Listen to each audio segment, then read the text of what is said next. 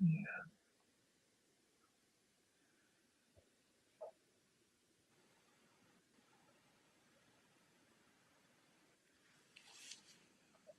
right, I see it. Good.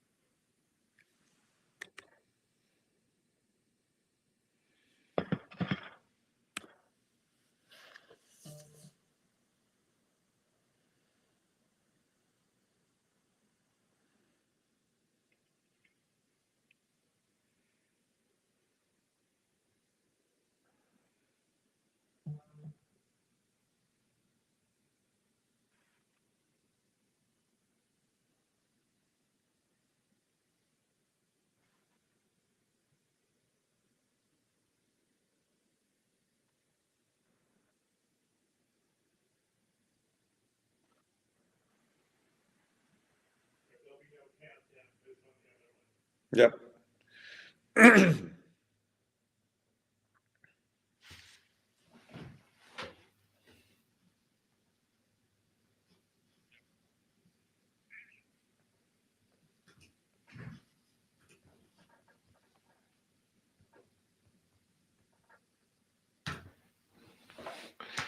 And after a bit of a delay, we apologize for that. We are live. It's Kids Plus Live here on Friday morning.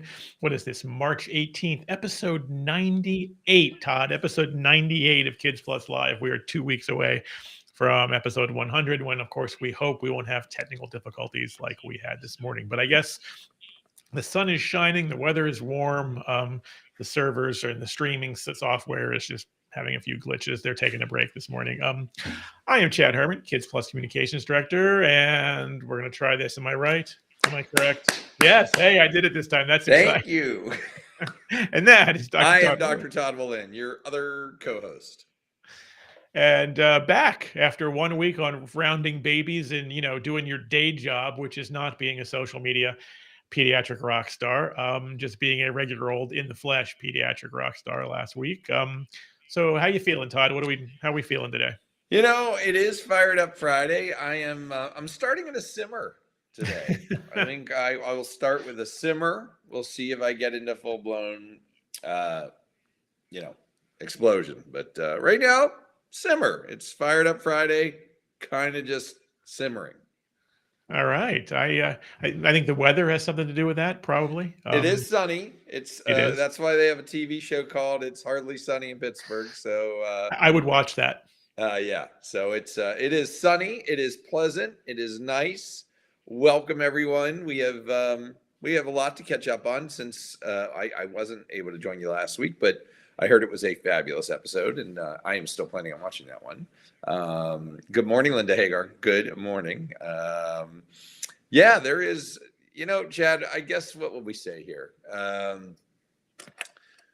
COVID numbers are headed down. Cases are headed down. Hospitalizations, ICU admissions, deaths. All great, right? Right?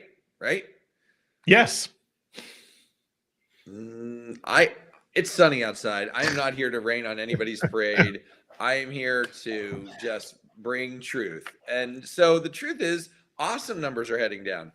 That was true globally. Was true, I say, because we are seeing a resurgence, yet another wave of COVID. Matter of fact, Chad, you may remember this little dude. That's COVID, right? Now, right, it's SARS-CoV-2. So this is the virus that keeps going around, and it's been infecting people for the last 2 years. And when you hear about mutations mean that the genetic makeup of this virus starts to shift a little bit. And the biggest concern when we see shifts are what happens to these little yellow spiky proteins, which you keep hearing about. And the reason we keep hearing about these spiky proteins is this is where antibodies catch on to this virus, and then it triggers a whole lot of immune response to block and destroy this virus. Okay. Now, every time this virus changes these little yellow spiky proteins, like it went from the original to the alpha, like the original was like the Wuhan variant, then there was like alpha, there was delta, and Omicron. Omicron's the one we're currently dealing with. That's the one that makes up the vast majority of our cases. But what we know is there's different versions right now of what we're calling Omicron. And the one that seems to be sweeping through Europe and through Asia is a variant called BA.2. And it looks like this last Omicron, Chad, except the little spiky protein is a little different. See the little strings on there? That is fancy. Yeah. Similar, not the same. And so when your antibodies that were made for the vaccine, which were made from the original virus, try and grab onto these, the great news is it still does, even with these little stringy ones. But if you're not vaccinated, here's the problem. This Omicron was way more contagious than even Delta and even Alpha. And this new BA2 Omicron is even more infectious than old Omicron.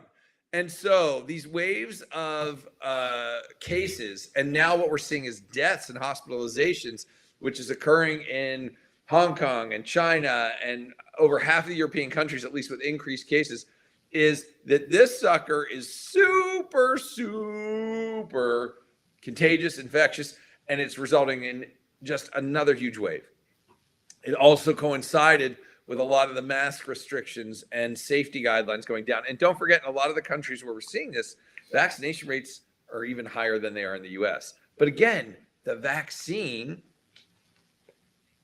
still seems to be working as far as stopping the worst stuff, which is hospitalizations, ICU, admissions, and deaths. So I don't want to spend the whole time talking about my COVID puppets and vaccine puppets. But Chad, get the vaccine.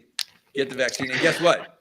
Get boosted if you can get boosted. What do you want to say, Chad? What do you think? I just want to say, man, you're raining on my parade today. It is a beautiful day. Things are good right now. And I know you want to look down the road, and I get that. We have to do that. But let me put a little bit of sunshine back on your rain. Number one, yes, you are right that we're seeing increased hospitalizations and deaths in some countries. However, in those countries, vaccine rates are not good. Hong Kong is a good example. Their vaccine rates, where we've seen more, their vaccine rates are much lower than you would expect. They're not that great. In countries where the vaccine rates are better than ours, as you discussed, yes, cases have risen, though not nearly as much as the first Omicron wave, and hospitalizations and deaths, as you pointed out, have not, thanks to our friend in the blue vial, the vaccines. One other piece of sunshine I will add to your rain atop my sunshine. It's like a weather forecasting, COVID forecasting parfait here we got going this morning. Denmark and the Netherlands, they believe that the new wave, the BA.2 wave, has already peaked because those cases have already begun to drop, and that peak was nowhere near as high as the first Omicron wave. So what we saw with the first Omicron wave, as with the Delta wave, as quite frankly with every wave, Europe was a bit of a bellwether for us. Ours generally followed it, sometimes a little worse, but generally followed it. And so right now it's looking like there could be some more cases, but again, for people with this, hospitalizations and deaths still not really a problem. The other issue with Hong Kong, and we saw it with New Zealand too, it's very interesting. They were both countries that attempted very clearly and strongly to go for a kind of COVID zero effect, which we all know ain't possible. They thought it might be, it's not. And so I have seen a lot of epidemiologists and ID experts online suggesting that they think that's part also of what's fueling those meteoric rises. In fact, the rises in Hong Kong and New Zealand particularly were after flat for almost 2 years. Their big surge was higher than even the worst surge in the US. Mm-hmm. And part of the thinking is because it was just sort of Omicron's more contagious. It's a variant. Obviously, it's the mutant. And there was not a lot of population immunity beyond the vaccines. But again, good news there. Even in those places, particularly in New Zealand, where cases went through the roof, hospitalizations and deaths didn't because of that guy. So we will see. Fair enough. And I am an optimistic guy, Chad. I know you are. I am just out here trying to get the word out that, caution. And again, the best caution is vaccination. It's not like, all right, everybody has to do 1,000 sit-ups a day, right? Like to prepare. Get your vaccine.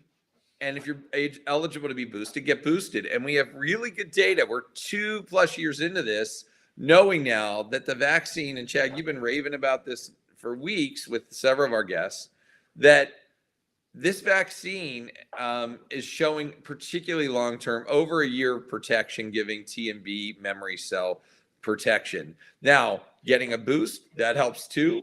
There is suggestion that boosters may become even more ubiquitous and possibly even another booster. We don't know. We're waiting to see, because one booster right now still seems to be doing pretty good if you're, in the 12 to 50 range or so. So yeah, there's good stuff to be had. And yeah, I'm excited. I see there's some questions here. I don't know let's get to them. A couple of comments too. First, Linda says that she missed you last week.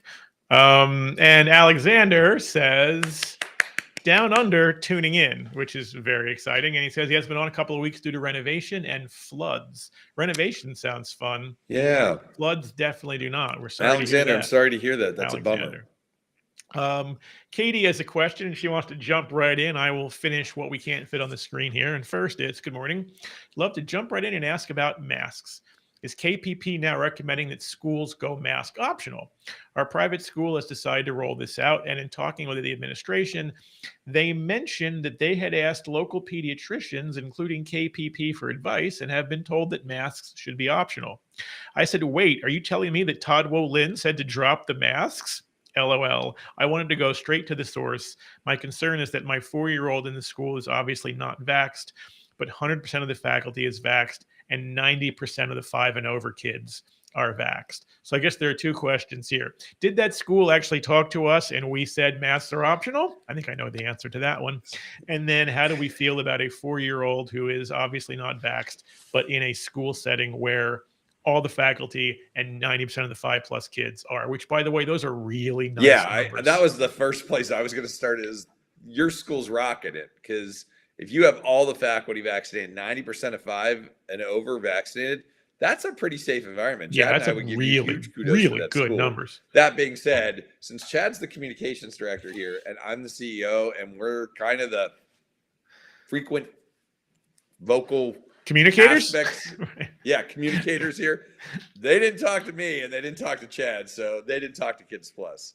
And if they had, and this would have been up until right about now, we would not recommend removing masks in schools, particularly with kids. Say this was a school of kids only 5 and over, and you had those numbers, 90% vaccinated and all the staff vaccinated. You could argue there's already experiments going on where they're studying school districts. There's one in Massachusetts where if you met those metrics, like 80% vaccinated, in this case you're 90%, which I think is a better metric anyway, that's not unreasonable to say the only people then that should mask would be the unvaccinated for their protection. But as we know, if this is a school with kids under 5, those kids can't be vaccinated yet. And since everybody's in close quarters and it's only just warming up a little now in Pittsburgh, I would not have said drop masks or make masks optional. I certainly would have carried that at least until now, and still continue to see our numbers are dropping. But you have kids that are vulnerable that can't be vaccinated.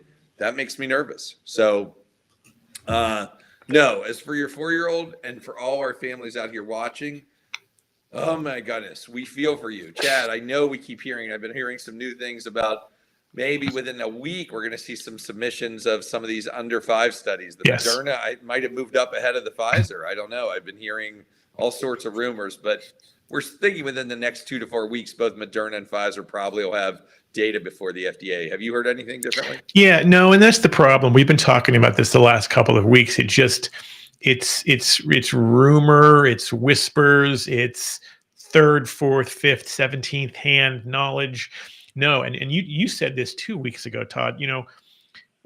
It's probably just everyone, particularly the FDA, not wanting to make the mistake they made in February by saying, hey, everybody, here is the date. This is when they're going to meet. This is what's going to happen. And then at the last second, need to pull back on that. I suspect when we do hear for real, with an actual date, it will be set in stone and it'll be a very short lead time. I think they're trying to kind of keep that under wraps because they don't want to disappoint people again, like last time.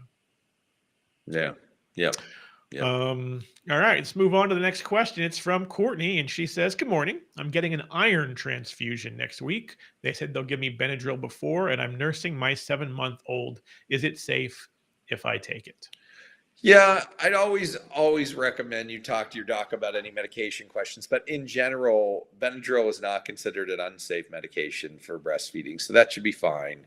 But again, I always recommend talk to your healthcare provider, and if it's here at Kids Plus, call our breastfeeding center. They can give you the latest, greatest data on medications and mother's milk, which is one of the books we use by Dr. Thomas Hale. But yeah, Benadryl is not a contraindicated medication.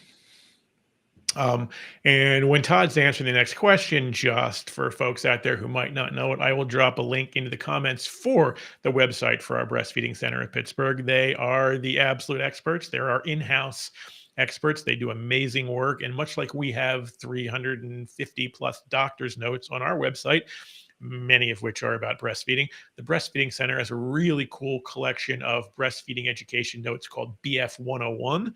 And you can find that on the homepage as well. So always a great resource for families who are. Speaking of websites, do you have anything to tell us, Chad? Feeding. I do have something. In fact, I haven't even told you this. But I have been talking to our friends this week. I've been deep dive. If I'm looking a little pale, it's because I've not been out in the sunshine. I have been focused on polishing and tweaking the brand new Kids Plus website, which is going to debut a little later than we had hoped. We were hoping earlier in the year, but it's been a lot of work. It's looking fantastic. Again, thanks to the folks at ImageBox who do amazing work right here in Pittsburgh. We are right now looking at a tentative launch date for Monday, April 4th. For the brand new Kids Plus website, which will be cool. That'll be a big week. We've got the Kids Plus Live 100th episode on Friday, April 1st with me, with Todd, with Dr. Ashley Riley, and maybe a few other special guests that we can wrangle up. Nicole, if you're watching, we are going to try to get Travis on for at least 5 minutes. We swear. And then that next week, maybe as early as Monday the 4th, we'll be launching a brand spanking new Kids Plus website. So stay tuned for that. Really good stuff. Up next is a question from Ashley. Again, too long to fit in the screen, so I will finish what we cannot see right there.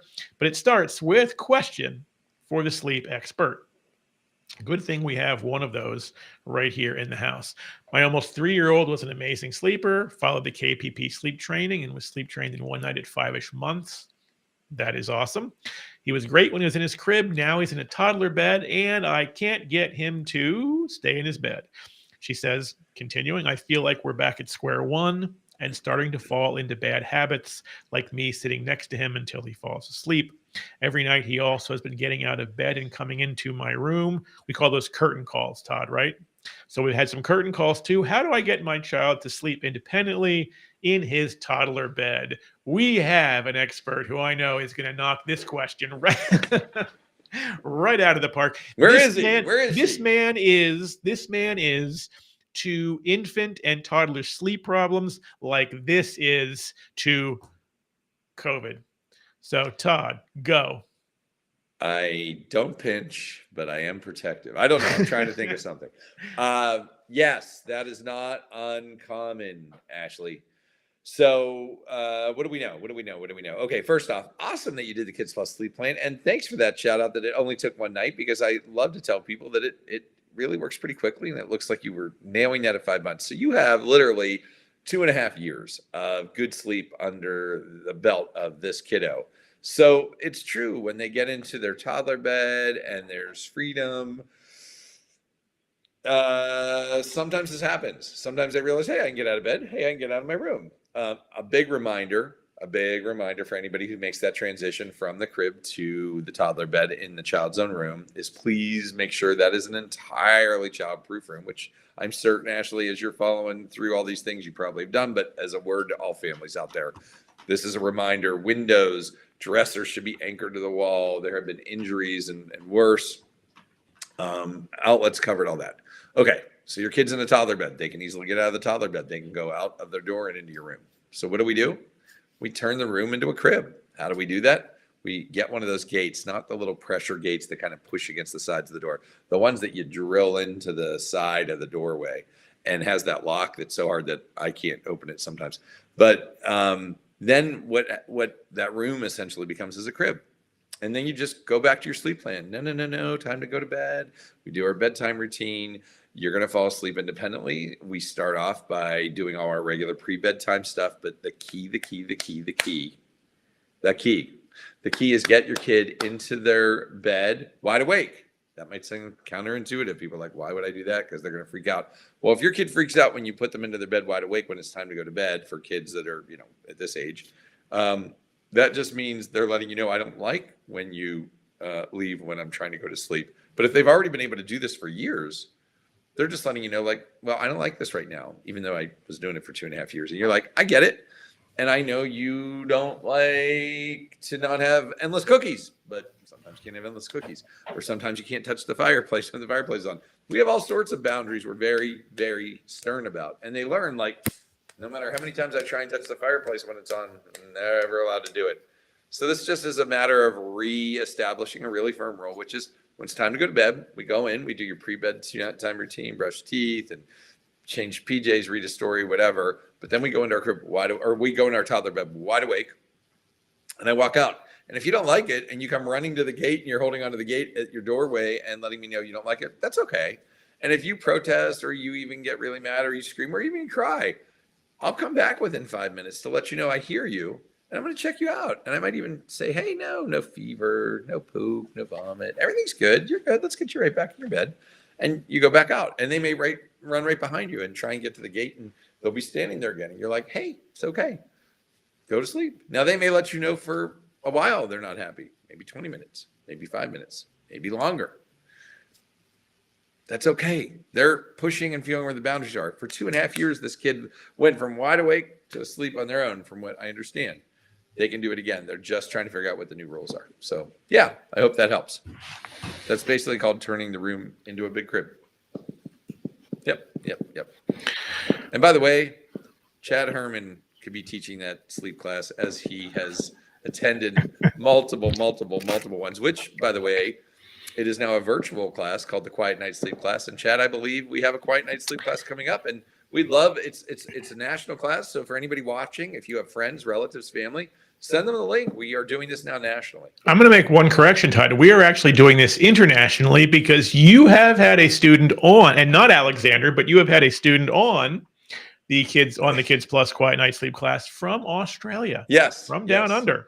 Right. We are now international. Alexander, if you know anybody down there that wants to join in, you tell them they are welcome to. It is 7 p.m. Eastern Standard Time. Chad will throw a link, I think. But I love teaching. Chad, we've been doing that for 10 years, 11 years? We've been doing that for almost 10 years now. It is absolutely wild. Yes. Yeah. It's got to be now. It's got to be well over 1,000 families in the classes. Well over, maybe multiple thousands of families that have gone just through the class itself.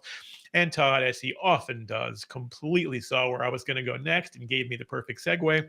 I will throw the link when he's answering the next question, and it is Thursday, March 31st at 7 p.m. Eastern Daylight Time.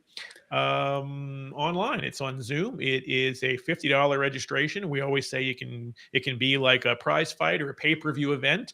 You pay once, gather as many people around the screen as you want. And sleep party. Exactly. A last night of not sleeping party. Bring it on. So I will post that link where you can get more information and tickets. And again, it is international. Speaking of sleep, Deanne says that she asked about toddler sleep a few weeks ago. Wanted to give us an update. Says we've been doing some gentle sleep training. Full extinction had her climbing on her furniture and diving off. We've been slowly getting better, still having wake ups in the night, and now I'll finish up what I'm seeing here. But for the most part, I can just walk her back to bed with little to no fuss.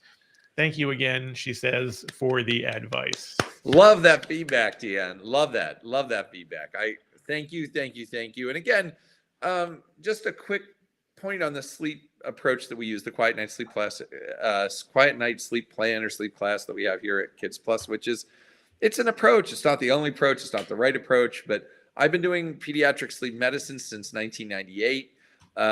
As Chad said, with thousands of families. We know that kids between the ages of 6 months and like 2.5 are in a really prime window to learn to self-settle on their own. Not everybody has to do it. I mean, people approach sleep and parenting issues from a variety of angles. But what I can tell you is the reason that we talk about this sleep approach is that sleep is a critical part of our life. As a matter of fact, it should be about a third of our life. And we now know sleep isn't just this time where everything shuts down. Things actually start to activate during sleep. And a lot of it is cognitive and a lot of it is brain health, but it also ends up impacting our cardiac health and our cardiovascular health and a variety of things, our immune system. So the reason we teach it is that some families just don't know, and a lot of doctors have been trained about the importance of sleep and ways to help your child learn to fall asleep confidently on their own. And one of the things I've said, and Chad has heard me say this a million times during our classes, is my thought on parenthood is it's our job to help our kids become happy, healthy, well-adjusted adults. Like, you have them for like about 18 years where hopefully we're modeling good behavior and teaching them some self-sufficiency. And Chad, I forget your line about, your kids not needing you and how like that's kind of the best and worst part of parenting for you. But this is that medical piece in my mind from the sleep side. What's your line about that? Yeah, it's always that, as parents, if we're doing our jobs right, we make ourselves obsolete. Right. Like our jobs are to get our kids to a point where they don't need I know, where they don't. Hey, I've got one already gone and one about to be gone, and that's it. Then they're gone. But I will say to Ethan, who I saw this week, I got the one fish, two fish tie going on, just so you know. And I got my rooster socks on. I am not a fashion expert, so this is just a question, but fish tie and rooster socks, is that allowed? Well, isn't that kind of like I don't know, is that like wearing plaids and stripes? Let's see. Oh, perfect. Yeah, I'm going to allow that. And I'm wearing my all birds with my rooster, so. And I'm wearing my all birds with no animals, but all right, here we go. Alexander says, maybe you guys covered this recently and apologize if it has been. What's the go? I like that phrase. What's the go with these Pfizer documents being released through the course with the vaccine? Anything concerning, or is it all bananas? I think this is I think we can answer it in one word, Alexander. We'll use more than one, but we can answer it in one. Bananas.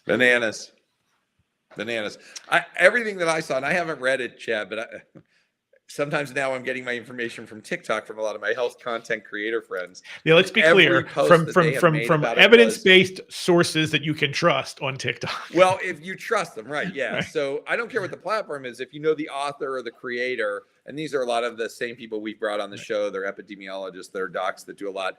And again, what they said is that Pfizer basically opened up in this report, which was a standard report, the reporting system, which is pretty much analogous to VAERS, the Vaccine Adverse Reporting System.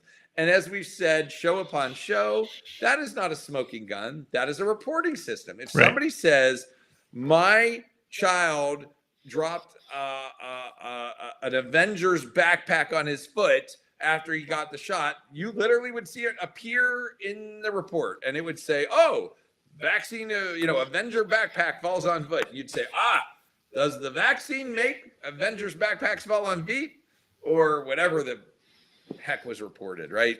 I got a hangnail. I got a bloody nose. And they take it all the way up. There was a car accident. Somebody got cancer. Somebody died. It all goes into the reporting system if it's reported.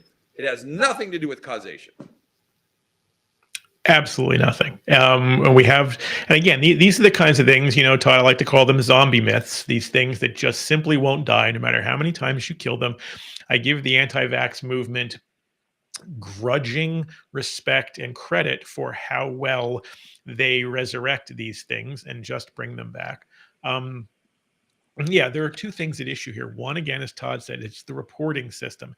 Anyone can report anything. There is no verification. There are no checks. There are no balances. There is no nothing.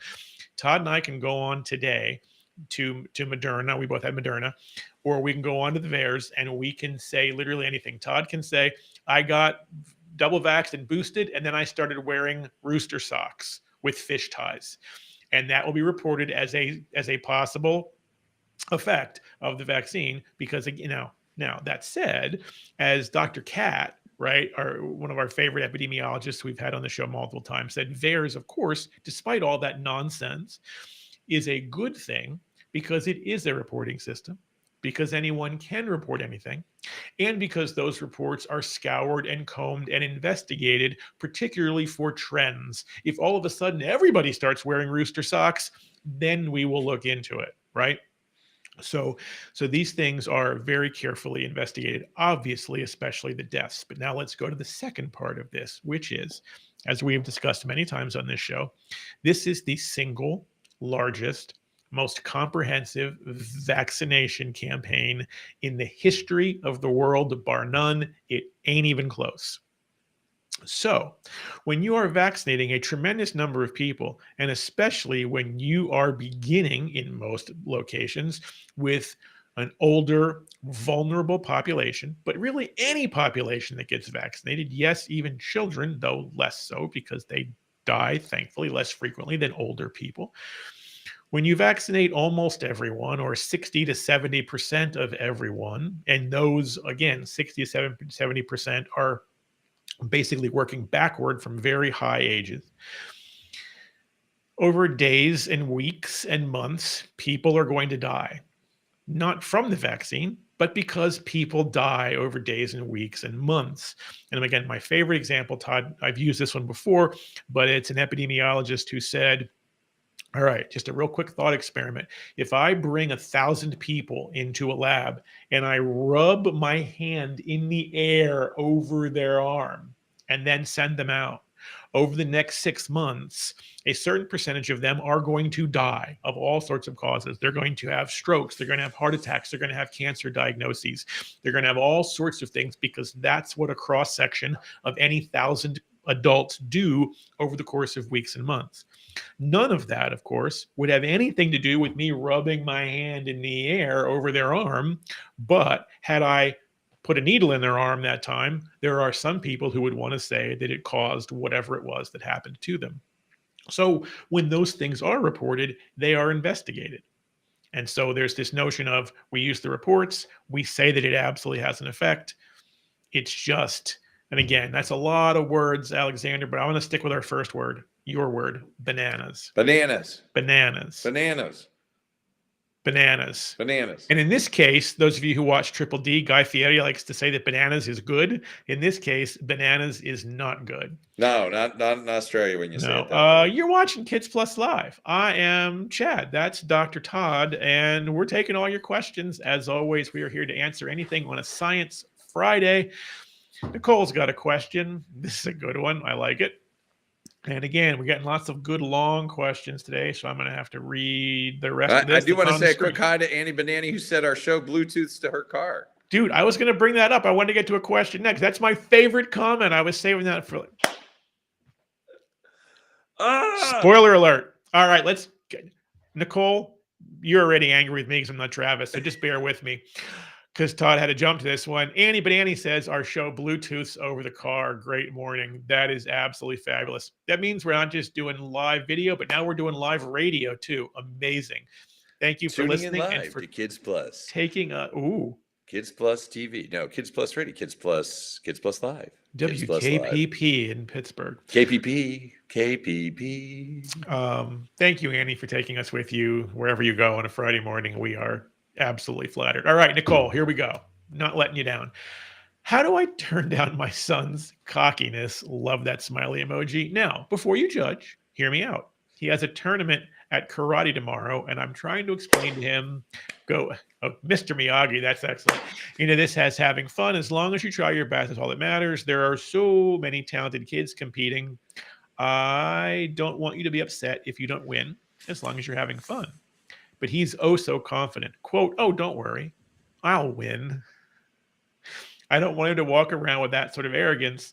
I'm beyond proud of him, and I think it's okay to have confidence, but that I'm better than you mentality isn't nice. Boy, this feels like a question for Diana Schwab. Man, I was thinking the same thing. Where is Dinah Schwab, our But developmental expert Todd, when you we have need been her? known. But We've both been known, but you particularly have been known to channel and conjure your inner Diana Schwab. So, well, it's funny. Not that I often reference Mr. Robot, but I have been watching. I have into wow, season 3 of Mr. Robot, and one of the characters. I forget her name, but it's Elliot's friend from childhood, and she keeps doing positive affirmations. Like that's she's listening to these self-help tapes and she's doing positive affirmations. Maybe this is his positive affirmation. I will win. I am good. I can do this. My question would be, is this his first tournament? Because if it's his first tournament, he'll probably either, more likely than not win the whole thing. right. And we'll learn a lesson. And hopefully you will help usher him through that with, dealing with the disappointment, which we've talked about and Diana's talked about, is a big part of childhood, right? It's good to experience disappointment. You should not get everything you want every time you enter a competition or, ask for something at home. Sometimes you have to face some disappointment with things. Maybe not winning a tournament. That's a life lesson. Now, if he's been to all the tournaments before and has won every one, well, then maybe he's just really good. But yeah, I think it's a great chance to see how it plays out. Obviously, you're already kind of planting the seeds of it's okay. The big thing is the journey and having fun. It's not how you finish. It's just really doing your best. That's one of the things I remember hearing this one story about. It was kids on a swim team or something, and they were talking about, oh my gosh, I didn't get the best time in the pool. Where it has nothing to do with it, right? Teaching kids to measure themselves against their previous personal best. Chad, as the father of 2 runners, how did they deal with it? I mean, because that's got to be disappointing. You're not the fastest kid. You're always getting beat by other people. Except for one of your sons, that might not hold true, but Yeah. But how do you deal with that in a competitive sport, which was there was collegiality and all that, but they were competing. Yeah, I think I have waxed rhapsodic about cross country as a sport before, and I never ran it. I hate running. I only ran as a vehicle to play other sports. But both my boys were runners. Huge shout out to Ed Flynn, legendary cross country coach at Alderdice High School. Go Dragons! Who is an amazing cross country coach and an amazing mentor to young men and young women. He coaches the boys and the girls teams. He's been doing it forever. I think he will do it forever. It was a tremendous experience. And I'm a huge fan of cross country, and swimming is another great example, Todd, of sports that are both individual and team sports. And so where everyone's collective individual effort can garner success for the team, but where, as you said, you're constantly competing against yourself. So, cross country is a great example. You can come in 25th in a race, and then next week come in 37th, but actually run better than you did the week before. And it's a huge success because you have had a better time. You've set a personal best, a personal record, a PR, as they call them. So that to me is really cool. Now, in this situation in Nicole's, I was thinking the same thing as you, which is, man, I love confidence. I definitely think there's a fine line between confidence and arrogance. I don't know if he necessarily has that yet, but I was thinking, what are the odds he'll actually win? And if he doesn't, that might be all you need to cure him, or at least temper him of that much confidence toward arrogance. And I'm a huge believer, obviously, with my boys, and my younger son played basketball as well. I played multiple sports in high school. I'm a huge believer in the lessons that they teach: teamwork, hard work, responsibility, community, all those things. But I'm also a huge fan, and we talked about this last week, Todd, on our TikTok live. I'm a huge fan of the lessons that sports can teach in disappointment, in falling short, in failure, and then in working hard to kind of overcome that. And I am not going to be one of those old guys who's like, it stinks that everybody gets a trophy and nobody keeps score at younger ages anymore because you're trying to teach the game. But at a certain point, keeping score is important because we learn how to deal with loss and disappointment. And I think if he doesn't, I think you'd be more worried if he wins it all. If he wins it all, then A, don't be worried because he's really good. But B, then you might have to worry about confidence, the arrogance. If he predicted, I'm going to wipe the floor with these kids, and he goes out and wipes the floor with the kids. Then come back next week and we'll get Diana. You got to report back, Nicole. Let us know what happened. But yeah, the nice thing is, in the end, in a tournament like that, people always joke about it in the NFL. Excuse me, only one, it's March. It's March Madness, right? All these teams get in, they start playing basketball, including today, right here in Pittsburgh. And there are 64 teams, and 63 of them end their season with a loss. There's a lesson in there somewhere. So I love tournaments for that very reason. You learn sometimes in a very difficult and painful fashion how to lose. Yep. We're definitely going to get Diana on that one in the future, especially if he starts mopping the floor with all those kids. Question from Deanne. She says, should I hold off on potty training until the toddler is completely and confidently sleeping through the night? She is very ready. Another sleep question. Todd, go. Yeah, I'd call that more of a potty training question. She's ready. Go with it. Go with it. When they're ready, there's a window there on potty training, which you can make it easier or it could be harder. And I would say if she's ready, go. If you haven't seen some of the episodes with Ashley Riley, Dr. Ashley Riley, she frequently talks about potty training on the show and her own travails. So listen to some of those, and then check out the Diana Schwab video, which is on this Facebook page, where she addresses potty training. And then I believe, Chad, we have a podcast with Matt Bittner on this same topic. You are correct. I just dropped the link. Bam, there it is. And the point is, I understand the concern because when you're doing the sleep training, let's see, I'm trying to remember if that was simultaneous. Oh, until you're confident, completely confident she's sleeping through the night. Yeah, I mean, I think they can go on simultaneously. I usually like to nail the sleep approach down, but here's the deal. When it's time to go to bed, it's time to go to bed. And if the child's at that age, right, they're definitely toddlers over 12 months, maybe 18 months, they are capable of sleeping through the night without any assistance. And if they're not eating and drinking through the night, they really shouldn't be pooping and peeing much through the night that should disturb sleep because they're going toward more of an adult pattern. So if they say, which they may, if they don't want to sleep, they say, hey, I have to go potty. We fell into that with our daughter too. And finally we started saying, hey, here's the scoop. It's time to go to bed. Let's brush our teeth. Let's go potty. Let's read our story. But after that, if you really need to go potty again, you have a diaper on. Because they oftentimes I remember the consternation, right? Because my daughter's like, I want to see you. I want to give you a hug. Okay. Okay. We go back. I got to go potty, right? Oh my God. I'm trying to teach them to go potty. Now they're telling me I have to go potty and I'm telling them they have to stay in the bed.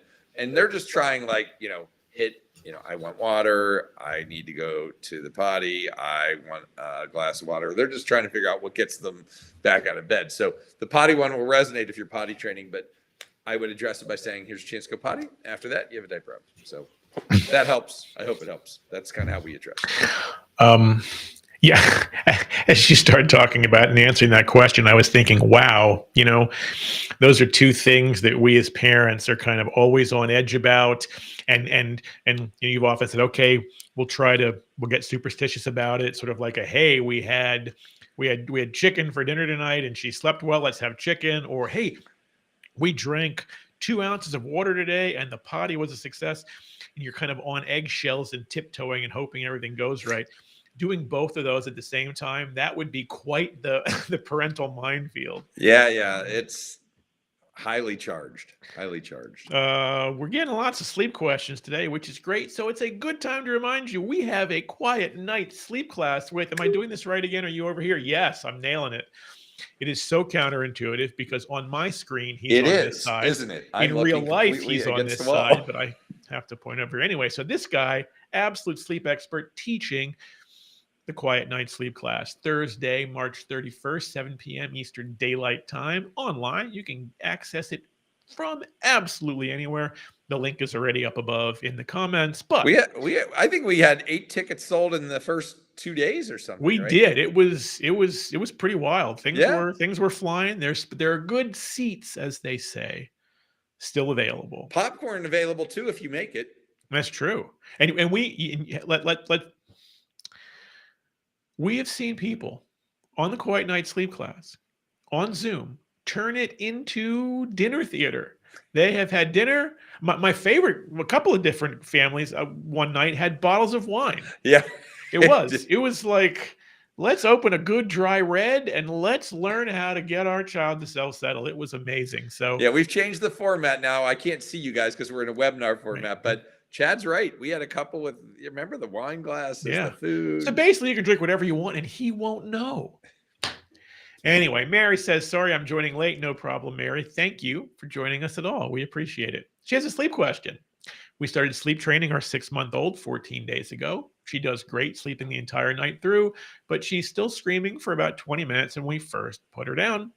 Is this normal? And then to complete the question, do you think she's telling us she's not ready for this? She also has associated her teething toy as a bad thing to cry at.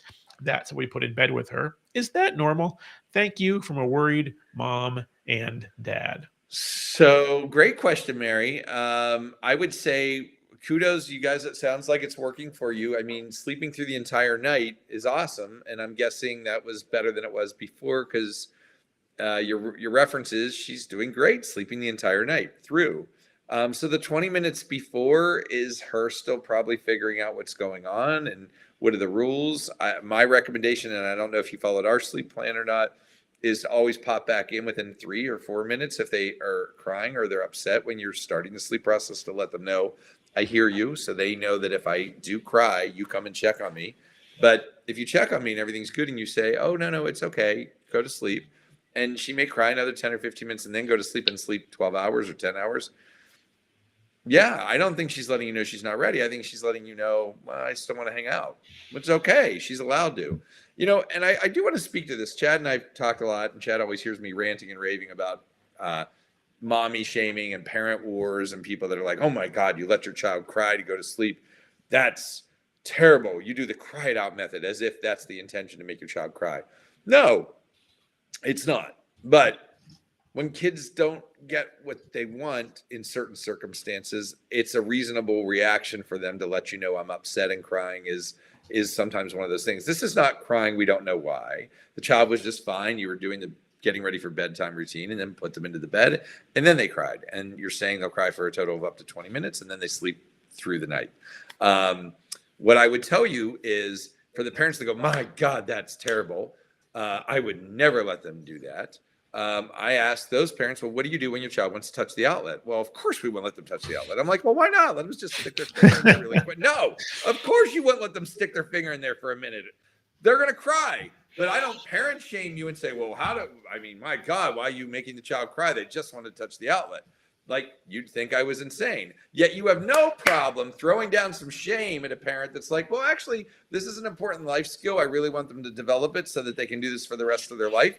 And I would argue, what about like kids I used to see in my sleep clinic, like the 15-year-old who used to sleep at the foot of his parents' bed every night because that's the place he knew he was able to fall asleep comfortably. That probably isn't going to be an easy, happy, healthy transition into adulthood, feeling confident in your ability to fall asleep on your own. So, and also don't let the parent shaming go down the whole cortisol route. Oh, when kids cry, their cortisol spikes. That's a hormone. That's not good. That's bad when cortisol spikes. No, what's bad is when cortisol spikes continuously and is your entire system, your fight or flight system is activated all the time because you live in a household that is unsafe or that there is a neighborhood that's unsafe, or maybe you're in a war-torn country. That's bad continuous cortisol secretion and spiking. But your child crying because they tried to touch the outlet and you said no, or it's time to go to bed and you said, yep, that's fine, but no, you got to do this on your own. That's normal cortisol spiking. So kudos to you. I think I answered the question. You definitely did, because she said thank you. Just want to be sure she was okay. Todd, we've discussed this before, but for those of you who have not seen or taken the Quiet Night Sleep class, and Sarah has, because she says she loves it, and she's got a follow-up layered on sleep question, which we'll get to in a minute. Thanks for that, Sarah. It is filled with just, dare I say, brilliant analogies and perspective. And I always tell people that it's not just instructive and educational and informative, but it is wildly reassuring. It lets you know that you are not alone, that everybody goes through this. And it lets you know that the things that you want to do and then that you need to do to help your child are absolutely, again, it's you're not alone, and this is what you can do. And that is might be my favorite analogy, the outlet one, right? Because no one would ever, a child could cry, flip their lid, wail, scream for hours. You're never, ever, ever going to relent and let them stick their finger, even for just a moment, in that socket, right? Because it's a bad thing. It's not the right thing, and no one feels guilty about that. When you're doing your job as a parent, sometimes you got to be the bad person, and they're going to protest, but you're doing the right thing. Sarah says, one more sleep question. Sleep training a soon-to-be 3-year-old and 12-month-old who share rooms. Should we plan to do so separately or together? Great question. Great question, Sarah. So my question would be, are they both having issues, or is just one of them needing to sleep retrain? And yes, since they are in the same room and these aren't like twins who are like just 4 or 5 or 6, 7 months who are going to have to learn, like they can learn together. But a 3-year-old and a 12-month-old, first off, if one of them's already doing well, I would just focus on training the one and take the one that's sleeping well out of that room, because you want the one who isn't yet nailing it again to reacclimate to this new room and learn how to fall asleep on their own. And then you can put the other kid back that's sleeping well. If neither is sleeping well, you pick one, and try and get him to nail it. 3-year-olds old is getting a little older to do the sleep plan that we describe. I oftentimes will elicit the help of Diana Schwab. I know we invoke her name a lot on this show, but she's our early childhood developmental specialist, and sometimes she can help with additional strategies. But yeah, I would do one at a time. The one that's sleeping well, you say, hey, let's do special sleep. We're going to do sleep out in the living room, or we're, going to sleep in our room, but you're still in your own space, right? So let's see, both stop sleeping with transitions. Oh my goodness, 3-year-old has been tricky. Yeah, I might. If you're kids plus family, I would talk to Diana Schwab. That's where I would start with that, because she has great strategies. But then I would jump right at it, and I'd probably start with the 3-year-old. That's my quick answer. I know we're down to a couple minutes, Chad, but I wanted to try and make sure. We got some good response there. No, absolutely. We've got about 1 minute left, so I think it's time to wrap it up. I was wondering if there is, it seems coincidental. This is one of those things, is it causality or is it correlation? But the Friday after the clock switch and time change, lots and lots of sleep questions. It may not be related, but it is rather fitting, I think, that we got that. Deanne says, thank you, Deanne. That's very nice of you. She says, this has been great. All caps. Thank you. Thank you for watching.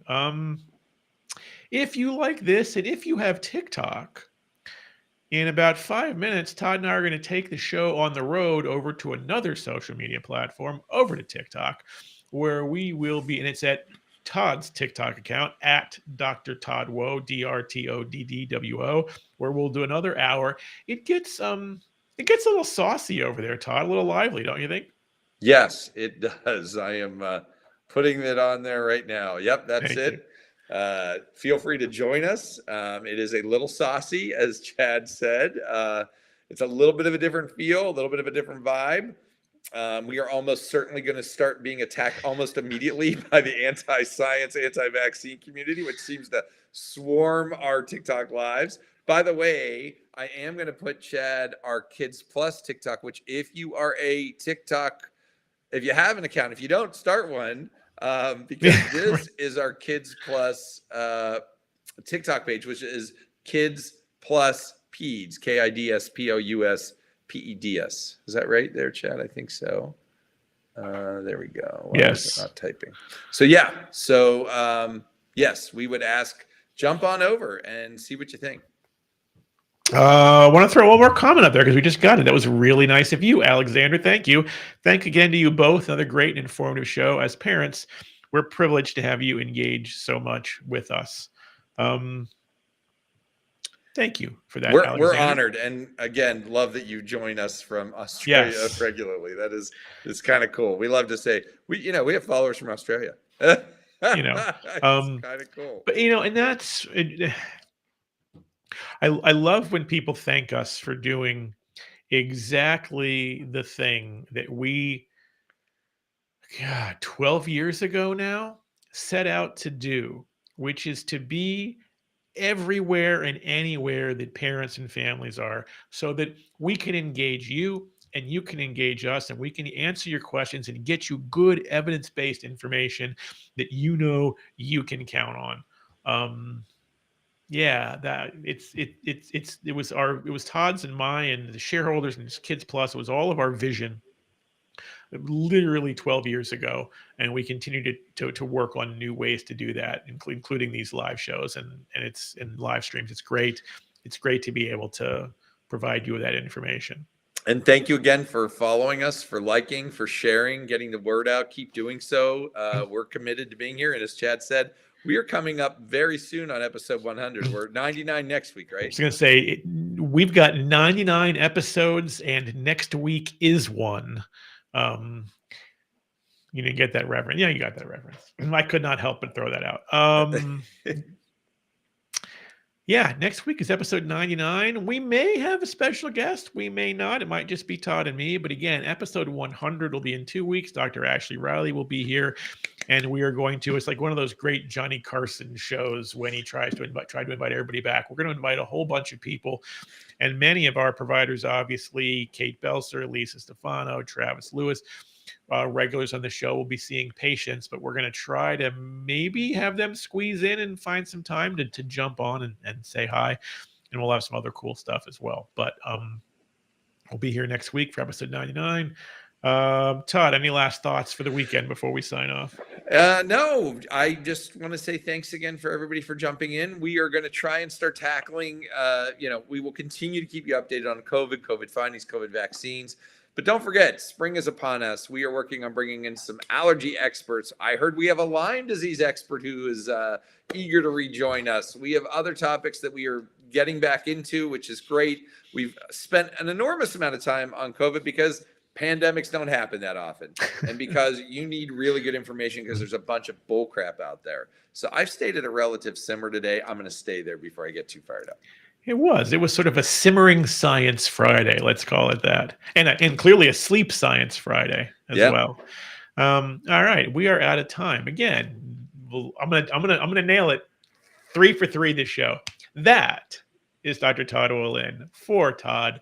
For everyone here at Kids Plus, I am Chad Herman. Thank you, as always, for watching Kids Plus Live, where we are taking science back one episode at a time and taking care of children and families online the same way we do right here in the office. We will see you next week. Have a great weekend, everybody.